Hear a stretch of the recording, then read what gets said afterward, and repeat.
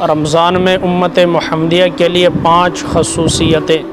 حضرت ابو ہریرہ رضی اللہ تعالی عنہ سے روایت ہے، حضور اکرم صلی اللہ علیہ وسلم نے ارشاد فرمایا کہ میری امت کو رمضان شریف کے بارے میں 5 چیزیں مخصوص طور پر دی گئی ہیں جو پہلی امتوں کو نہیں ملی ہیں۔ نمبر 1 یہ کہ ان کے منہ کی بدبو اللہ کے نزدیک مشک سے زیادہ پسندیدہ ہے۔ نمبر 2 یہ کہ ان کے لیے دریا کی مچھلیاں تک دعا کرتی ہیں اور افطار کے وقت تک کرتی رہتی ہیں۔ نمبر 3 جنت ہر روز ان کے لیے آراستہ کی جاتی ہے۔ پھر حق تعالی شانو فرماتے ہیں کہ قریب ہے کہ میرے نیک بندے دنیا کی مشقتیں اپنے اوپر سے پھینک کر تیری طرف آویں۔ نمبر 4 اس میں سرکش شیاطین قید کر دیے جاتے ہیں کہ وہ رمضان میں ان برائیوں کی طرف نہیں پہنچ سکتے جن کی طرف غیر رمضان میں پہنچ سکتے ہیں۔ اور نمبر 5 رمضان کی آخری رات میں روزے داروں کے لیے مغفرت کی جاتی ہے۔ صحابہ رضی اللہ عنہم نے عرض کیا کہ یہ شب مغفرت شب قدر ہے؟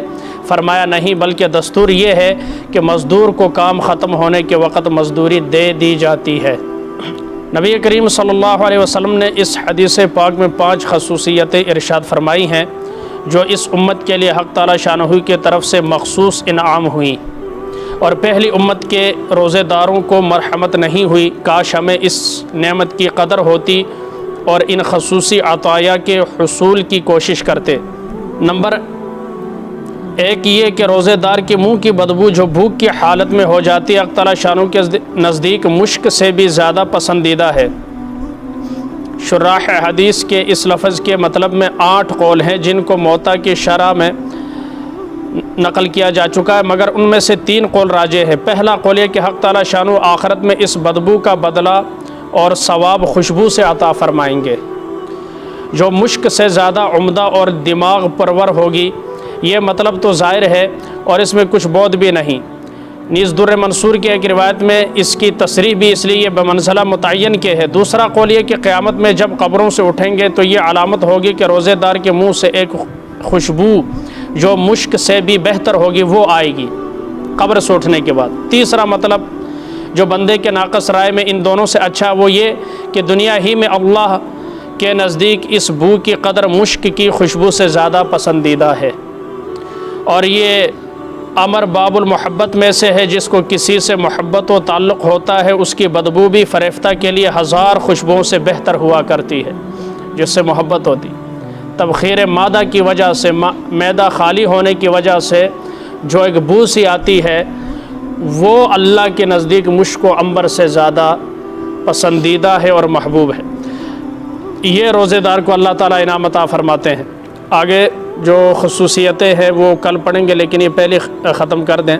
مقصود روزہ دار کا کمال تقرب ہے کہ بمنزلہ محبوب کے بن جاتا ہے۔ روزہ حق تعالی شانوں کی محبوب ترین عبادتوں میں سے ہے۔ اسی وجہ سے ارشاد ہے کہ ہر نیک عمل کا بدلہ ملائکہ دیتے ہیں مگر روزے کا بدلہ میں خود عطا کرتا ہوں، اس لیے کہ وہ خالص میرے لیے ہے۔ بعض مشائخ سے منقول ہے کہ یہ لفظ اجزا بھی ہے، یعنی کہ اس کے بدلے میں خود اپنے کو دیتا ہوں، اور محبوب کے ملنے سے زیادہ اونچا بدلہ اور کیا ہو سکتا ہے۔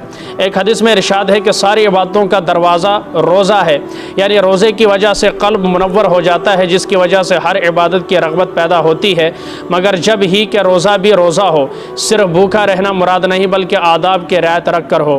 روزہ رکھ کر جھوٹ نہ بولے، بددیانتی نہ کرے، گالم گلوچ نہ کرے، غیبت نہ کرے، چغلی نہ کرے، تو یہ ہے اصل روزہ۔ ٹھیک ہے، ہر چیز کے تقاضے ہوتے ہیں نا، جب وہ تقاضوں کو پورا کریں گے تو پھر وہ کام بنے گا۔ اب ایک دیوار بنانی اس کے لیے تقاضے ہیں، بھائی سیمنٹ بھی ہے، ریت بھی ہے، پانی بھی ہے، بنا بھی دیا ہے، لیکن اوپر ڈالنے کے لیے کرنڈی نہیں ہے، اور وہ دیوار بنانے کے لیے جو سوتر رکھا جاتا وہ نہیں ہے، تو آپ دیوار بنا سکیں گے ہاتھوں سے؟ لوازمات ہیں، یہ سارے لوازمات پورے ہوں گے۔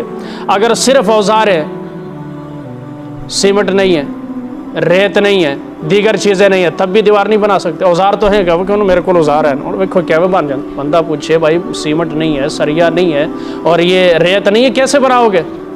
بس تسی وندے جاؤ، اس کو ہم بیوقوف کہیں گے۔ یہی حالت اسی طرح نماز کی ہماری، کہ ہم نماز پڑھتے ہیں، معاملات اسی طرح ہیں، روزہ رکھتے ہیں، معاملات اسی طرح ہیں۔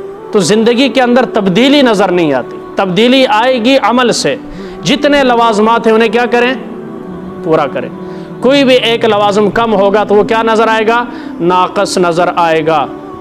اگر سیدھا رکھنے کے لیے سوتر نہیں باقی سارے اوزار ہیں تو دور سے پتہ چلے گا اس کی پیمائش نہیں کی گئی، کیونکہ دیوار ٹیڑھی ہے، ادھی ادھر باہر نکلی ہے، دوسرے پاسوں باہر نکلی. کیوں؟ ساری چیزیں تھیں. اس سے بھی اندازہ سیاںا بندہ لگا لے گا کہ اس کے پاس وہ سوتر نہیں تھا جس کے ساتھ دیوار کو سیدھا رکھا جاتا ہے، پیمانہ نہیں تھا ان کے پاس. بالکل یہی حالت ہماری نماز و روزوں کی ہے کہ روزہ رکھتے ہیں، گالیاں بھی دیتے ہیں، جھوٹ بھی بولتے ہیں، قسم بھی اٹھاتے ہیں، غیبت بھی کرتے ہیں، چغلی بھی کرتے ہیں. ان لوازمات کا ہونا کیا ہے؟ از حد ضروری ہے. جب یہ ساری چیزیں ہوں گی ہمارا روزہ جو ہے وہ حقیقی معنوں کے اندر روزہ ہوگا. اللہ ہمیں رمضان کی بھرپور تیاری کرنے کی پہلے سے یہ اس لیے کیا تھا کہ رمضان آنے تک، اب جب رمضان آئے گا تب بھی ہوں گے، پہلے سے ہم تیاری کر لیں، ایک عہد کر لیں. جیسے شادی کے لیے پہلے سے ہم تیاری کرتے ہیں، سفر میں جانا ہو 2-3 دن پہلے سے تیاری کرتے ہیں، بھائی قرض دینا ہو، یہ کرنا ہو، وہ کرنا ہو، گھر والوں کا خرچہ سارا کچھ، اپنے جوتی کپڑا بیگ ہر چیز تیار کرتے ہیں. کیوں؟ کہ ہم نے سفر پر جانا. تو ابھی رمضان کے لیے چند دن رہ گئے تو پہلے سے یہ حدیثیں ہمارے ذہن میں ہو، یہ سارے لوازمات، تاکہ ہم انہیں پورا کر سکیں اور حقیقی معنوں کے اندر ہمارا روزہ جو ہے وہ روزہ ہو. اللہ ہمیں اس رمضان المبارک سے بھرپور فائدہ اٹھانے کی، اپنے لیے، اپنے آنے والی نسلوں کے لیے اور پوری امت مسلمہ کے لیے خوب سے خوب دعائیں مانگنے کی اور اپنی زندگی بدلنے کی اللہ ہمت اور توفیق عطا فرمائے.